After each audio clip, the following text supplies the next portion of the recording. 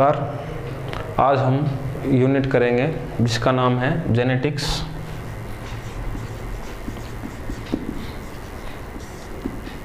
ये 12th class में 3rd unit है। इसके अंदर आपके 3 चैप्टर हैं जिनका नाम है principle of inheritance and variations,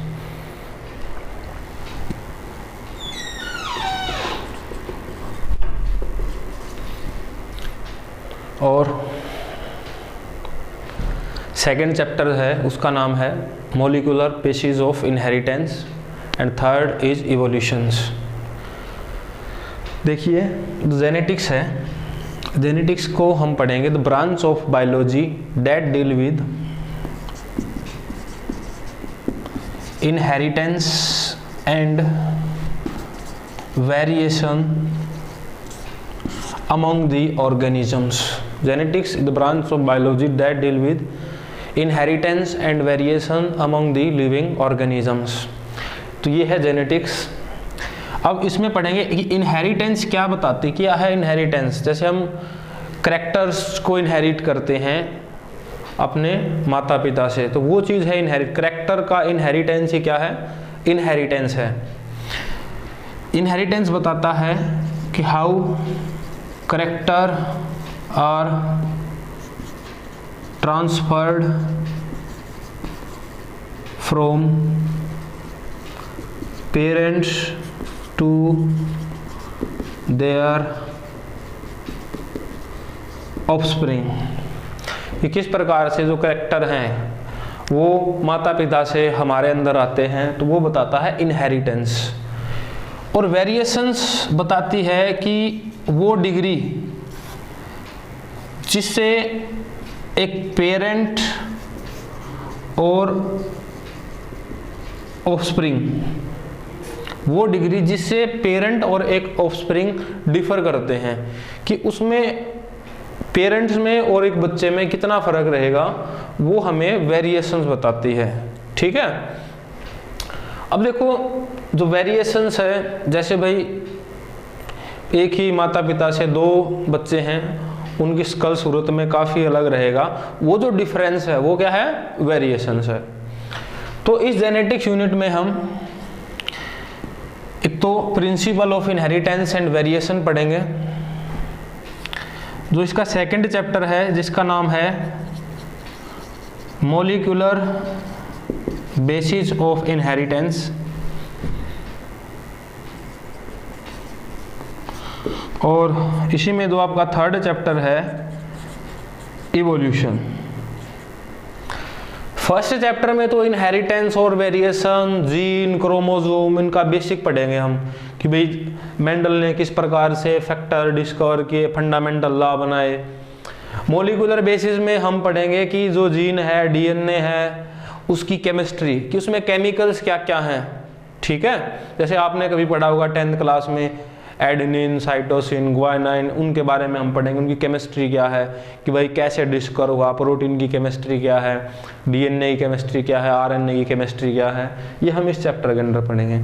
फिर इवोल्यूशन है कि भाई वेरिएशन कैसे आई, एक चीज़ से दूसरी चीज़ कैसे बनी, वो सब हम इवोल्यूशन में पढ़ेंगे। तो आज हम अपना टॉपिक स्टार्ट करते हैं principle of inheritance and variation. Inheritance आप समझ गए। अब हम छोटी छोटी कुछ बातें समझेंगे कि करैक्टर क्या है, जीन क्या है, उनसे हमें पता चलेगा इस टॉपिक का। देखते हैं, सबसे पहले जीन के बारे में जानते हैं। जीन क्या है भाई, करैक्टर क्या है। हमने 10th में पढ़ा था gene is the unit of inheritance, कि भाई माता पिता से जो हम चीज लेते हैं ना, वो कैसे लेते हैं, जीन के रूप में लेते हैं। जैसे हम रिप्रोडक्शन में पढ़ा, एक सेल होती है स्पर्मेटोगोनिया, और एक सेल्स होती है ऊगोनिया। इसे हम मेल जर्म सेल बोलते हैं और इसे हम फीमेल जर्म सेल बोलते हैं। ये एक स्पर्मेटोगोनिया सेल है, इसमें मियोसिस हुई, तो इसके अंदर मियोसिस का मतलब हाफ रह गए क्रोमोसोम। तो स्पर्म के अंदर कितने क्रोमोसोम आए? 23 आए। यहाँ ओव्यूम के अंदर कितने आए? 23 क्रोमोसोम्स आए। इनका आपस में फ्यूजन होता है तो ये मिलके 46 क्रोमोसोम वाली एक सेल बनाते हैं जिसको बोलते हैं जायगोट। और जायगोट में ही फर्दर डिफरेंशिएशन होकर के पूरा का पूरा एक यंगमन बनता है। तो इसका मतलब क्या है कि हम सब एक सिंगल सेल से बने हुए हैं, जायगोट से। और उस सिंगल सेल के अंदर जो क्रोमोसोम थे और उस क्रोमोसोम्स के अंदर जो डीएनए था और डीएनए के अंदर जो जीन थे वो हमने कहाँ से कैरी किए हैं? वो हमने अपने मदर और फादर से कैरी किए हैं। ठीक है, तो ये है जीन, यूनिट ऑफ इनहेरिटेंस, जो हम मदर और फादर से कैरी करते हैं। अब जीन क्या बना रहे हैं हमारे अंदर? जीन मेरे अंदर करैक्टर बना रहे हैं। करैक्टर्स क्या है कि आपका कलर कैसा है, आपकी बॉडी शेप कैसी है, आपका हेयर कलर कैसा है, आईज कैसी हैं, हाइट कैसे है। तो ये आपके कलर हैं, ये आपके करैक्टर हैं। जैसे हम बोलते हैं कि भाई मेरा तो नोज मदर से मिलता है, मेरे हाइट मेरे फादर से मिलती है, मेरे बालों का कलर, बालों की शेप, तो ये सभी क्या है? करैक्टर है। तो जब हम जेनेटिक्स को पढ़ना स्टार्ट करते हैं तो हमारे आगे एक नाम आता है ग्रेगर मेंडल। ग्रेगर मेंडल को फादर ऑफ जेनेटिक्स कहा जाता है, क्योंकि मेंडल ने अपना काम किया था पी प्लांट के ऊपर और डिस्कवर किया था फंडामेंटल लॉ ऑफ इनहेरिटेंस को, और बताया था कि gene come in pair and inherited as distinct unit one from each parent. अब हम मेंडल का बेसिक एक्सपेरिमेंट देखेंगे पी प्लांट के ऊपर, जिससे उसने इन फंडामेंटल लॉ को बताया। मेंडल ने अपना एक्सपेरिमेंट किया था पी प्लांट्स के ऊपर, और मेंडल ने जो अपना एक्सपेरिमेंट टाइम है वो पूछा गया था लास्ट ईयर पीएमटी में 1856 से लेकर के 1863 के बीच में अपना काम किया था इसने। पी प्लांट का साइंटिफिक नेम होता है पाइसम सैटिवम, ठीक है। और इसके अंदर जो नंबर ऑफ क्रोमोसोम्स होते हैं 2n, जो प्लॉइडी लेवल होता है वो 2n, इसका होता है 14 क्रोमोसोम्स होते हैं एक पी प्लांट्स के अंदर। तो मेंडल के हम शुरुआती एक्सपेरिमेंट के बारे में पढ़ते हैं। मेंडल ने एक एक्सपेरिमेंट किया जिसका नाम था monohybrid cross.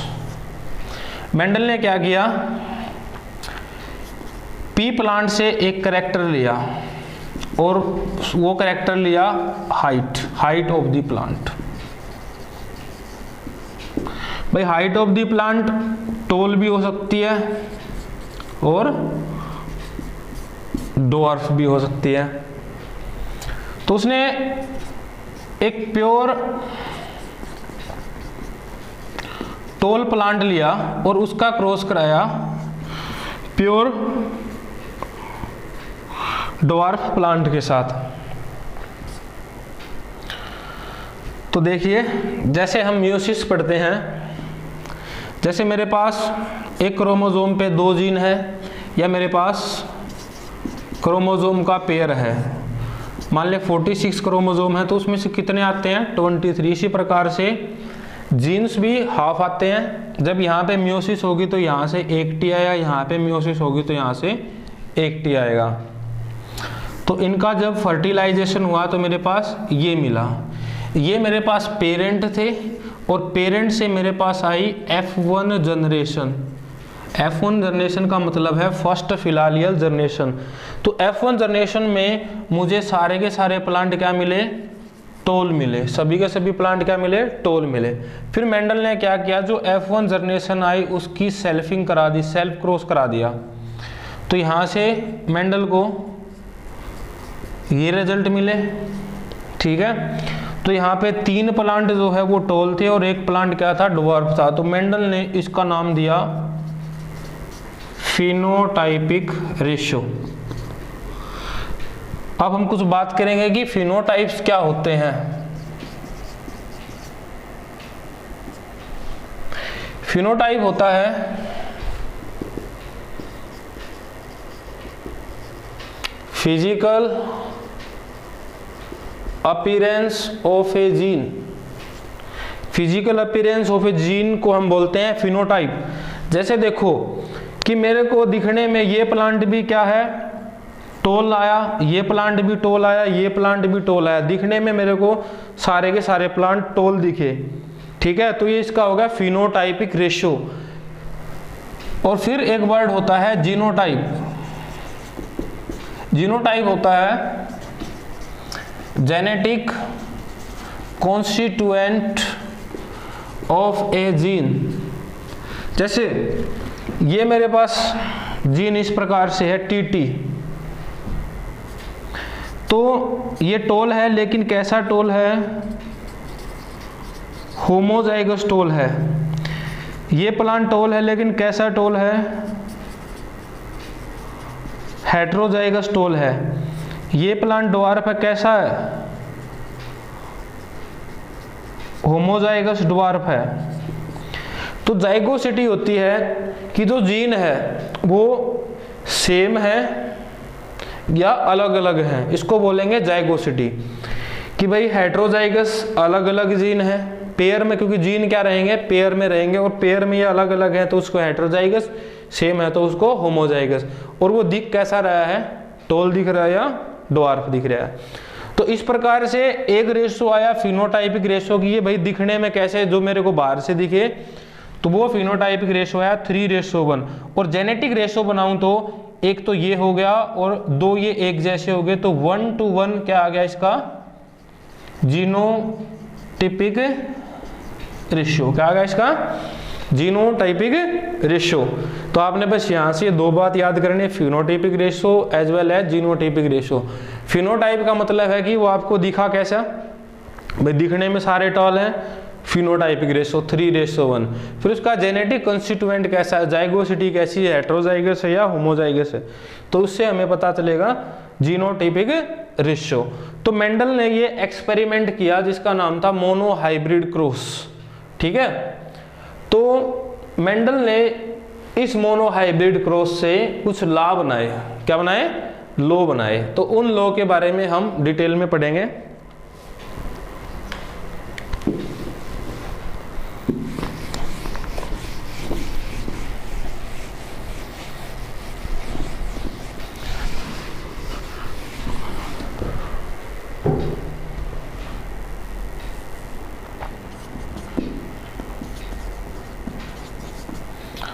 Law of dominance. Mendel ने लॉ बनाया, लॉ ऑफ डोमिनेंस। इसमें उसने बताया जैसे मेरे पास ये करैक्टर है, ये जीन है, मेरे पास जीन इस प्रकार से है, मेरे पास इस प्रकार से है। तो पहली बात लॉज ऑफ डोमिनेंस में बताया कि जो करैक्टर को कंट्रोल करने वाली यूनिट है, करैक्टर कंट्रोल यूनिट है, वो कैसी है, पेयर में है। कि भाई जो भी करैक्टर को कंट्रोल करने वाली यूनिट है, क्योंकि मेंडल ने जीन को डिफाइन नहीं किया था, मेंडल ने जीन को एक नाम दिया था फैक्टर। मेंडल ने कहा था कि there is a factor that control the character in the organisms. बाद में इसका नाम जीन रखा गया था, ठीक है। अब ये करैक्टर पहली बात बताया कि ये पेयर में रहेंगे, कि भाई करैक्टर पेयर में रहेंगे। अब देखो इसमें टी भी प्रेजेंट, छोटे स्मॉल वाला भी और बड़े वाला भी, लेकिन ये इसके ऊपर डोमिनेंट है, क्योंकि जब ये हेट्रोजाइगस कंडीशन में है और दिखने में कैसा प्लांट आएगा, टोल आएगा, इसका मतलब ये वाला जो जीन है ये इसके ऊपर डोमिनेंट है, ठीक है। अब मेंडल ने कहा कि करैक्टर कंट्रोल करने वाली यूनिट पेयर में है, ठीक है, और इन पेयर को बोलते हैं अलील्स। क्या बोलते हैं, अलील। जैसे ये एक अलील है, ये एक अलील है। करैक्टर की जो डिफरेंट इकाइयाँ कह लीजिए या भाई डिफरेंट फॉर्म कह लीजिए, भाई बड़ा है छोटा है, तो इसको क्या बोलेंगे, अलील बोलेंगे। ठीक है, तो ये अलील है।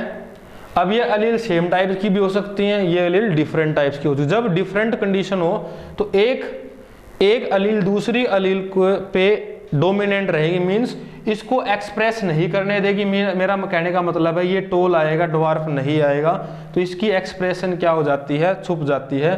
तो इसका मतलब ये अलील डोमिनेंट है। तो एक अलील इसमें डोमिनेंट रहेगी और जिसका एक्सप्रेशन छुप जाता है उस अलील को बोलते हैं रिसेसिव।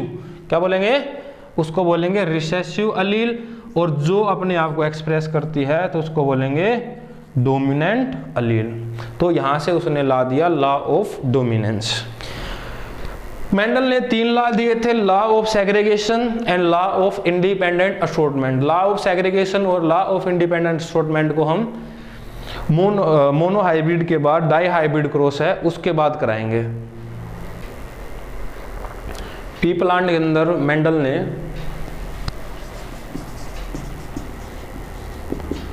सेवन कंट्रास्टिंग ट्रेट को डिफाइन किया था। कंट्रास्टिंग का मतलब है अलग अलग कैरेक्टर लिए थे। जैसे यहाँ पे हम डोमिनेंट रिसेसिव लिख के यहाँ पे मान लीजिए हम कैरेक्टर लिखते हैं। ठीक है, कैरेक्टर मान लीजिए स्टेम हाइट है, तो हाइट क्या है, टोल हो सकती है, ड्वार्फ हो सकती है। तो ये वाली अलील क्या है, डोमिनेंट रहेगी। जब ये प्रेजेंट होगी तो ये एक्सप्रेस नहीं करेगी। दूसरा जैसे पोड शेप फुल कंस्ट्रिक्टेड। जैसे एक पोड शेप तो बिल्कुल इस तरह से फुल है, एक पोड शेप इस तरह से टेढ़ी मेढ़ी कंस्ट्रिक्टेड है, तो ये वाली ज़्यादा मिलेगी आपको क्योंकि डोमिनेंट है। हमेशा ये सारी चीज़ें 3:1 में मिलेंगी, ये ज़्यादा मिलेगी, ये कम मिलेगी क्योंकि ये रिसेसिव केस है। ऐसे ही पोड कलर की बात करेंगे। पोड कलर में आपका डोमिनेंट जो है वो ग्रीन है और रिसेसिव है येलो, इसका जो कलर रहेगा। फिर है सीड शेप। सीड की शेप राउंड होती है और रिंकल्ड। जैसे ये राउंड है और ये थोड़ी सी टेढ़ी मेढ़ी को बोलेंगे रिंकल्ड। फिर है सीड का जो कलर है, सीड का कलर यहाँ पे येलो डोमिनेंट है और ग्रीन जो है वो रिसेसिव है।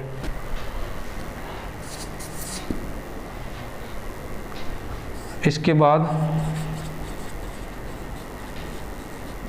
फ्लावर पोजीशंस, एक्साइल और टर्मिनल, कि भाई फ्लावर एक्साइल पे है या टर्मिनल्स पे है।